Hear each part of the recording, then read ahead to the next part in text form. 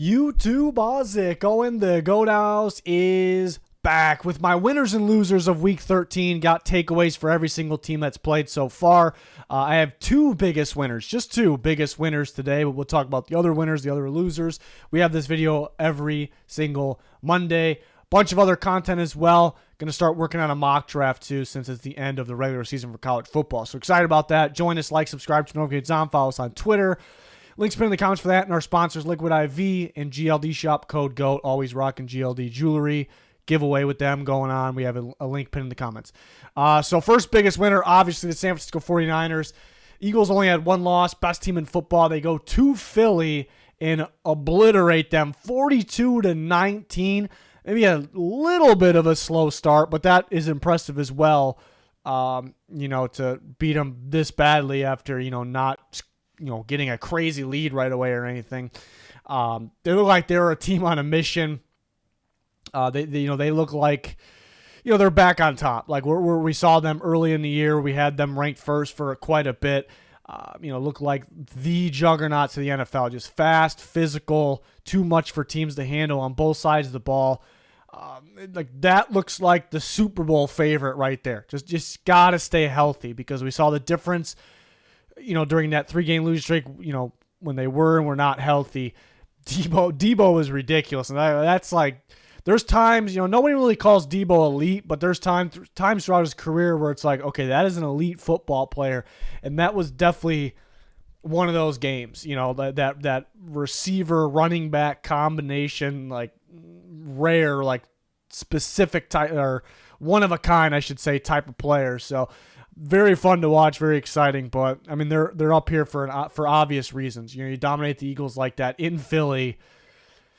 It's something. It's something. And again, I only had two biggest winners, and the other one, they're two obvious ones. There's other teams I'm sort of impressed with, but these are the teams that really stood out. The Packers have crazy improvement. I mean, just a few weeks ago, maybe a little bit more than a few weeks ago, like we're sitting here going like, they're kind of a bad team. Like, they can't do anything on offense. Like, they literally couldn't do anything on offense. It looked like, the play calling wasn't there. Like, the offense felt bland, very boring. Love really couldn't. It felt like he couldn't really comprehend defenses, like what was going on. No running game, injuries. The defense couldn't stop the run. Injuries there, and just teams improve. It's not really a surprise for teams to improve. But I think the amount that the Packers have improved is pretty surprising. It's pretty astonishing. It's wild, So beginning of the year, they looked pretty good, and they kind of got stale, looked pretty bad, and now they look better than they've been all year. They look better than they were last year as well. So, beating the Chiefs, I know they're at home on Sunday night, but beating the Chiefs in primetime football, I know that's Packers weather, but that's Chiefs weather as well. It's like what they're used to playing with in big games in the playoffs. So, just very much impressed with the Packers. I had last Monday, I think it was Monday, I had updated playoff predictions. I had the Packers in, and that was while I had them losing to the Chiefs. So that's a pretty good sign for the Packers. They beat the Chiefs. So I feel like they do. They control their own destiny here. Got to take care of business. When they play the Vikings again, that's going to be a big one. But the way they're playing, the way they're playing, it just seems like it's the case that they should be able to take care of business. But just the season's kind of been a little bit of a roller coaster. Like pretty good, pretty bad, pretty damn good. Are they going to stay the course? Is there going to be another wave of game planning for them? Doesn't look like it, but so. It looks good. LaFleur, got to give him credit, for the improvement, the adjustments, the play calling, the game plan. Looks really good. He got these guys prepared.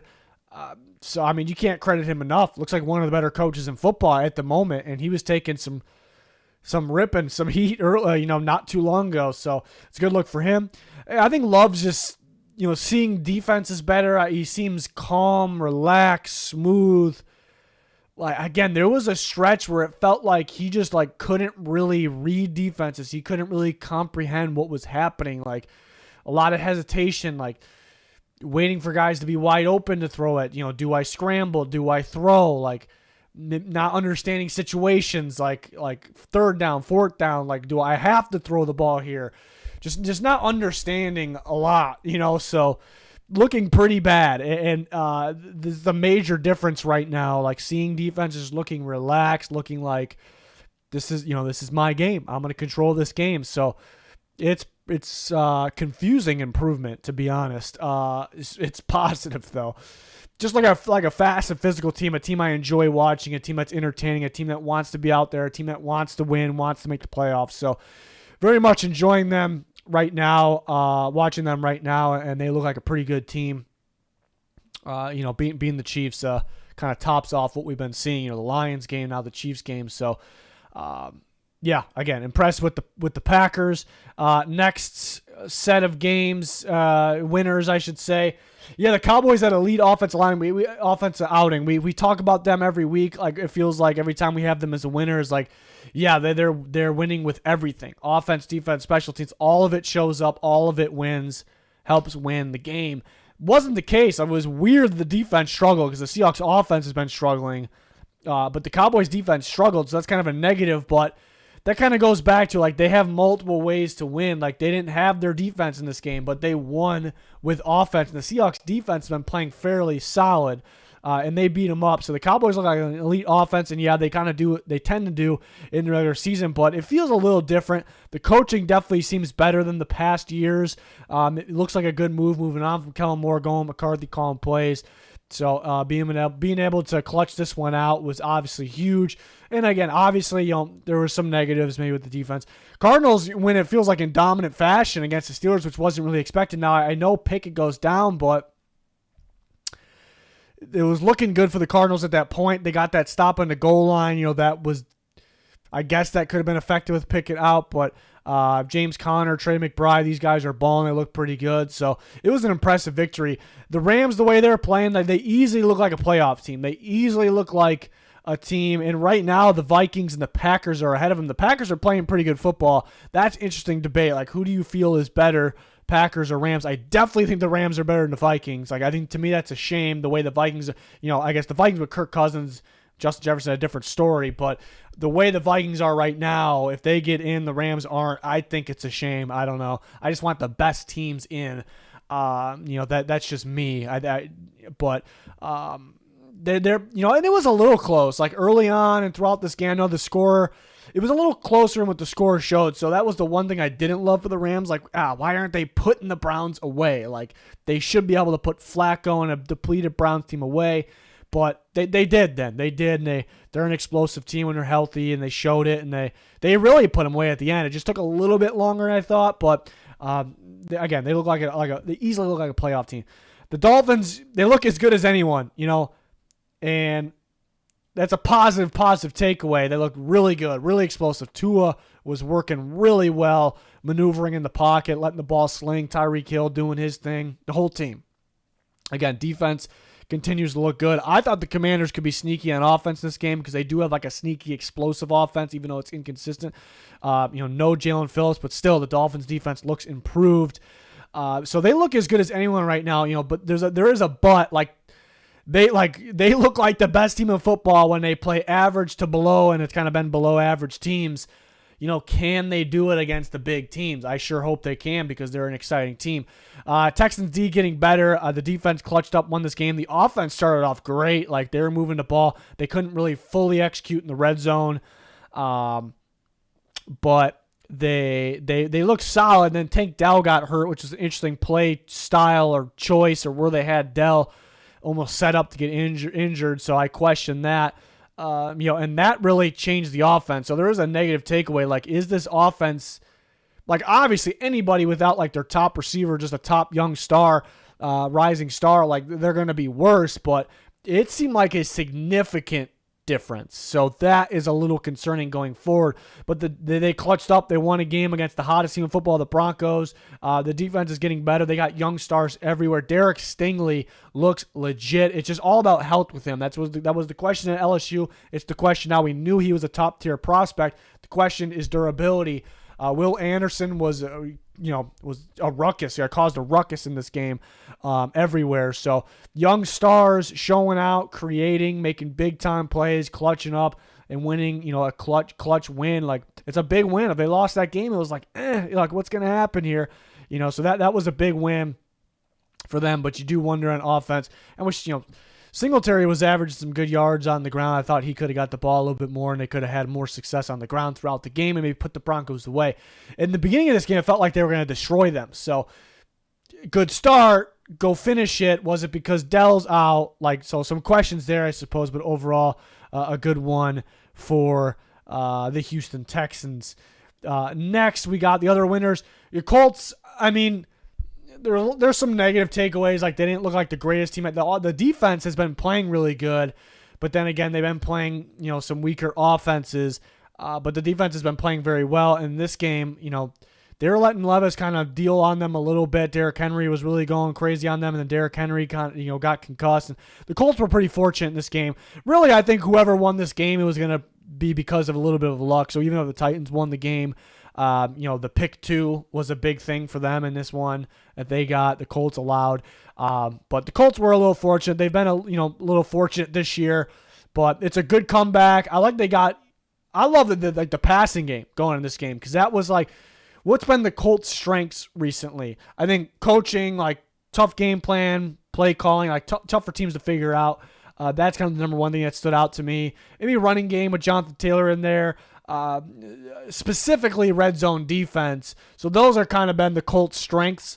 So to go out there and to have that downfield passing game, and that being kind of the bright spot, I think was pretty good. Getting Alec Pierce going, who's kind of been underwhelming. Minshew getting the ball downfield. Just being a clutch team, kind of getting used to winning. We're going to find a way to win. I thought was huge. The special teams, obviously, blocking those punts. I think they were a little fortunate the punter got hurt. The Titans missed an extra point. But they're able to find ways to win.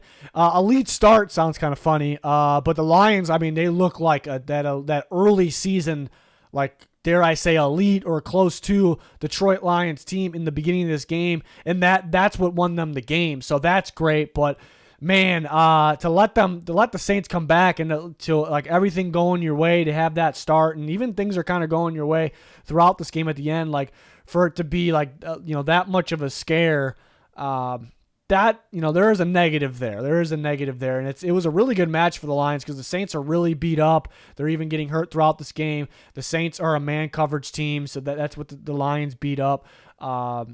Teams been playing better against their offense, better against Goff, because they're realizing, hey, let's run some zone, let's run some trap coverages, because make Goff look like the old Goff. But the Saints, all they know is, and they're pretty good at it, is man coverage. But so this game just very much favored the Detroit Lions, and it got a little scary there. So I still wonder. I think a lot of people agree that the Lions are just not the same as they were earlier in the year, but it's good to get this bounce back game, and it's good that they at a portion of this game, they look like the beginning of the year Lions. So maybe they can kind of get that full, they're kind of easing back to that. We've seen teams go good, bad, good. I don't know if the Lions were ever bad, but so my point is maybe they work through that roller coaster, get back to where they were at the right time, because we're getting there. So if there's teams that do that, have a dip, I think this is a bad time and a good time, and to have it that dip in the same time, because it's a bad time because you're pushing for the playoffs at this time of the year. But overall, the Lions should be good. The Packers are coming, but they're going to be a playoff team. So get it out of the way now. That's why I say it's good, and kind of get back. So that's the positive there. But it's assumption. We got to wait and see if they can do that. So interesting game against New Orleans. Falcons, great defensive outing. Jesse Bates got another interception. The game kind of went as to planned. There's really nothing super excited. They took care of business in this one. I guess it got a little scary at times. I don't really have any more takeaways besides that. I thought the Bucs, even though that game got close and the Panthers had a drive, they got the ball back, a chance to go maybe take the lead late in the game, and the Bucs got a big interception, but that makes it seem like it was really close. The Panthers could have won, and and I guess it was like that, but it felt like the Bucs controlled this game. Mike Evans and I almost said Rashad Evans and Rashaan Evans is a linebacker, but I almost actually said Rashaan Evans and Mike White, who is a quarterback. That would have been really funny. Mike Evans and Rashad White, I thought, had big games. Mike Evans looks like a young Mike Evans still. Doesn't age, so that was good to see. Another good outing for the defense for the Chargers. I mean, shutout, 0 points. I know it's the Patriots, but they're locked down in coverage. They look hyped. The defense looked like they were motivated. They were hyped. They had energy. 6 points though on offense, and you should be with Justin Herbert, Keenan Allen, Austin Eckler. You should be able to find the end zone, find more points than 6. So a win. Not the greatest outing for the LA Chargers. To the losers, the Chiefs just don't feel like I still view them as a really good team. They just do not feel like the same Chiefs. And a lot of people are saying that, but people are saying that because they're losing more. Maybe some games are close. I'm actually going to, and I don't think, maybe they're not as talented at receiver. They're missing Nick Bolton. I know guys got injured throughout this game too, so a legitimate excuse. The officiating was wild. They gave up that 4th down, so things could have went differently. But for me, I'm not just going to say they're not the same for like the boring, obvious reasons. I watched this team, and I feel like other people got to see it. I just don't feel like that energy, that fire. I really, really don't. Like that motivation. I feel it from Patrick Mahomes. I feel it. It's a good thing that we feel it from him. I feel it from him. Not the problem, obviously.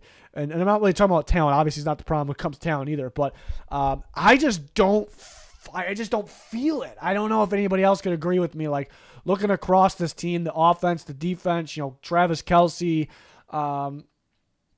he looks like he's out of shape to me. I saw that all year. I figured by now he'd kind of get back into it because he started the year injured. They're missing that Chiefs fire in their gut. Maybe they'll catch it at the right time at the end of the year. It's all it takes. It's all it takes, the right time. But it doesn't seem right to me. Like, it just doesn't seem right. I don't know. So, doesn't mean they're a bad team by any means, but it just doesn't seem the same. The Steelers kind of look the same. Steelers kind of look like that same Steelers last year, this year. I know it was a delay and it was a downpour. Like, that's a Steelers type of game, though. That's a Pittsburgh Steelers type of game. Like, come on, And I know Kenny Pickett got hurt, but it just didn't, it didn't feel like any change. Like, goal line stand, they got stopped the 1 yard line. They're giving up explosive plays. That's worse than the same as before too. So, I don't know. Wasn't a good outing because of that, because Kenny Pickett went out. You lose to the Cardinals at home. It's a tough one. A game like this for the Commanders, I say, and we were pretty much there, but I say just tear it all down. It's a tough situation because obviously you want a guy like Sam Howell to work out. But, McLaurin not happy. He's not getting the ball. And a receiver like that, needs to get the ball. Actually needs to get the ball. Like, receivers really isn't an issue for Washington.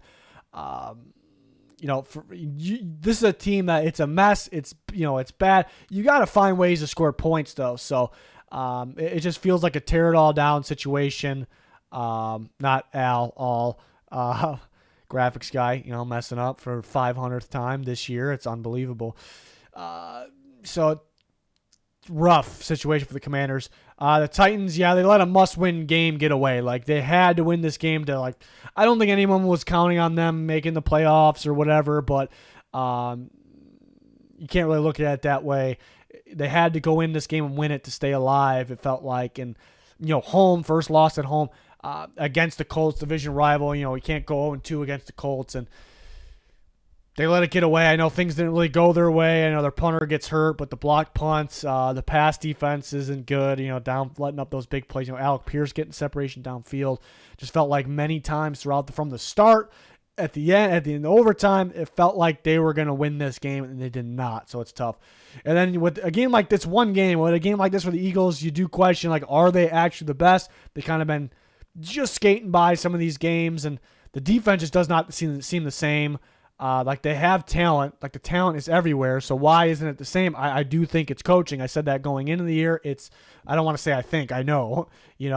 So I think Gannon's a really good coach when it comes to coverages and coaching up a secondary. So that was obvious to me with his DB background.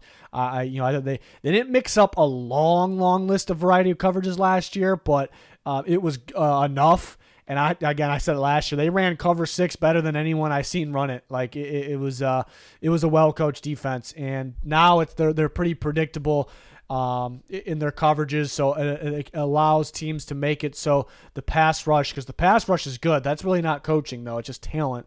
Pass rush is good, but since the secondary, the DBs are getting beat so easily, it's making the pass rush not as much of a factor.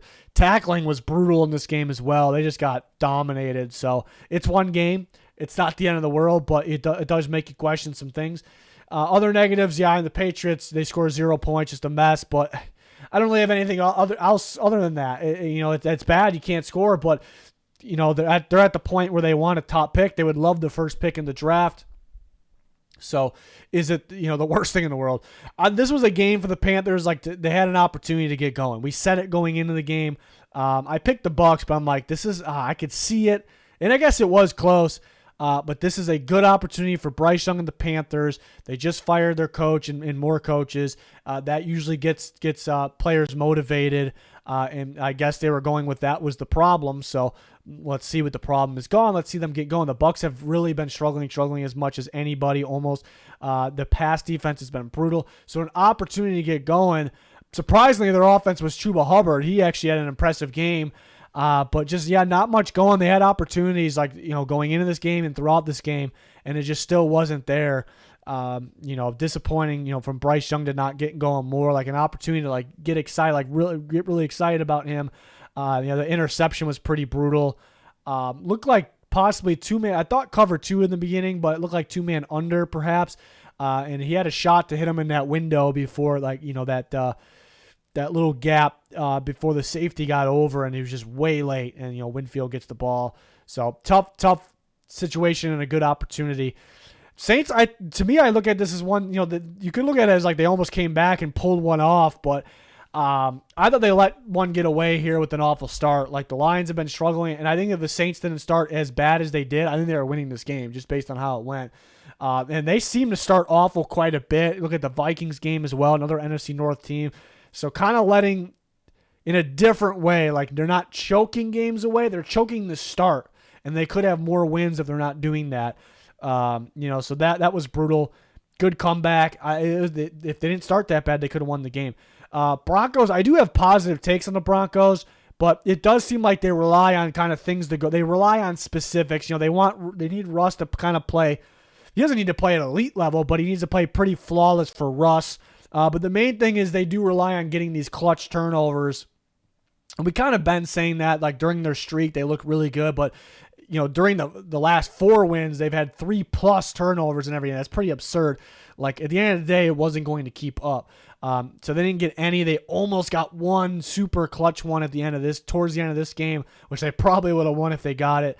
Was a potential strip sack on C.J. Stroud, but they do kind of rely on some things there, so that's kind of the downside with the Broncos. That's why I thought during their streak, hey, much improved, very impressive. I would debate that they're a top 7 team in the AFC. I was kind of thinking about that yesterday. I'd probably put them at 7, but the schedule's tougher than some of those teams like the Colts. We're getting besides the point, so that could change who makes the playoffs. But again, they do rely on some things, but the positives is they didn't get any of those turnovers, and they were maybe one play away or a couple from winning this game against a pretty good Houston Texans team. And things really, I guess, didn't go their way in the beginning of this game. Beginning of this game, it looked like the Texans were going to obliterate them, and I guess you think maybe one thing did go the Broncos' way, and now they just thought of with Tank Dell going down because the Texans' offense was not the same without Tank Dell. So maybe they would have been able to put more points on the board and put the game away. So I guess there is that. But so there is some positives and negatives for the Broncos, but they're a tough team. They're going to be tough for anybody to play. Again, I would argue that they're probably the 7th best team in the AFC, but they're going to have to go out and win games and find ways to win when they don't get 3+ turnovers. That's kind of the bad look on them. During the streak, it looks like they need some of those games. If they got 2 turnovers, or the Bills game, if they got 3, they probably would have lost. So they've been a little fortunate. They can't rely on those things. But again, they weren't really lucky in this game, and they almost pulled it off. So they are a tough team. The Jets, I mean, don't really have a takeaway during the game besides the defense played well, the offense didn't. I thought Dalvin Cook was getting going, then he fumbled. It was a good run for him too. So that's tough, but my takeaway kind of just goes back how the Jets handled the quarterback situation in general. They just really messed up. They were really stubborn. They relied on what they had, maybe because they had Rodgers and they were like afraid like they were going to get somebody that was going to play good and they were going to have a tough decision. That's not a championship mentality. Like those front offices don't really win championships. Like even when they're healthy, even when they're like lucky, like they don't win with that mentality. The Bills are kind of like that in a way. Like the Bills kind of like they have really good players and they look like a really good team a lot, but they kind of rely on development, rely on what they have, like in crucial times of the year, like trade deadline or even the offseason. Like let's not go make this better because we want to rely on what we have, and they're not able to get over that hump. So that's just one example. So like even if they have Rodgers, it's like does this team have that championship mentality? Even they got to have it throughout everywhere. The players, the staff.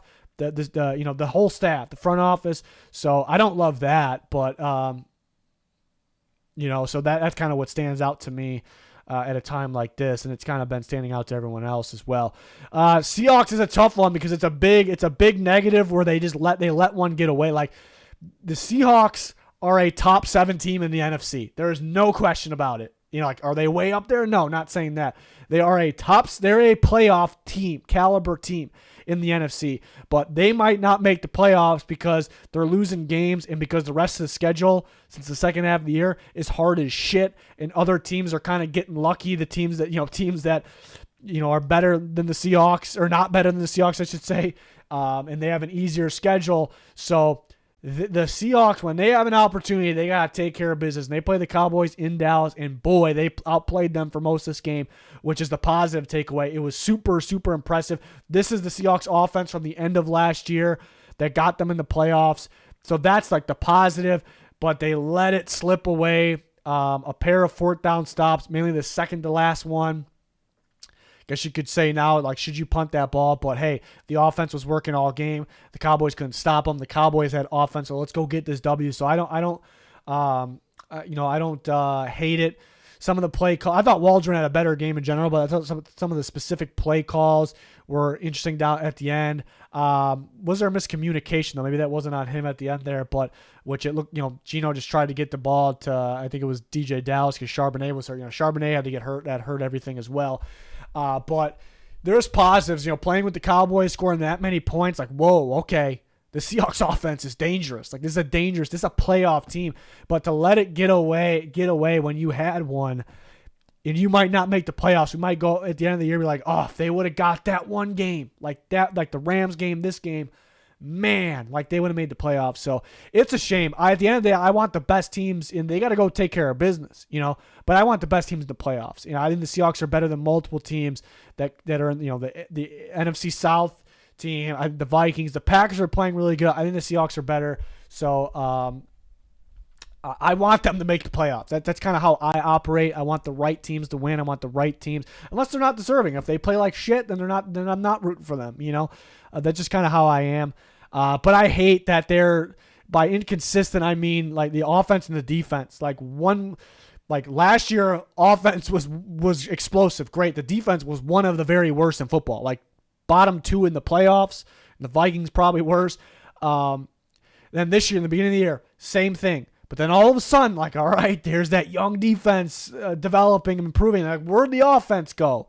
And it's been since then, it's been like defense, offense. And now all of a sudden, it's like offense getting going again. The defense not. It's strange. Like, they are so out of sync. It's not good. And I guess when you put it that way, maybe they're not a playoff team. Like, you're so out of sync, inconsistent, that maybe that's why they're on the outside looking in. Browns, I question Stefanski again. Like, he has excuses. They're so beat up, and maybe he keeps his job because of that. But he's insisting on. He was always like with Minnesota in the beginning years and Cleveland, like just run, pass, like run the fucking ball. Like, that's what we're doing. We're gonna. The clock is the most important thing, like that. And I thought it was too much of that. But now he's like the opposite. Like, he's insisting on passing when they're on their 5th quarter. That was an exaggeration. It's their 4th quarterback, though, isn't it? So it's not much of an exaggeration. And Flacco was slinging it, but they abandoned the run game too easy. They were acting like if you didn't watch the game, you look at the score okay, they were coming back, they were down, right? And they were down most of the game, but it was actually a very close game for most of this game. They realized at one point that Ford looked explosive though. I think they gave up on him too early, but they realized at one point Hunt was probably running a little bit better. But keep going with that. You're in the game still. The game, with how beat up you are specifically at quarterback, but how beat up you are and how explosive the Rams are. The Rams can score on one play. One explosive play they can hit, score, get close to scoring.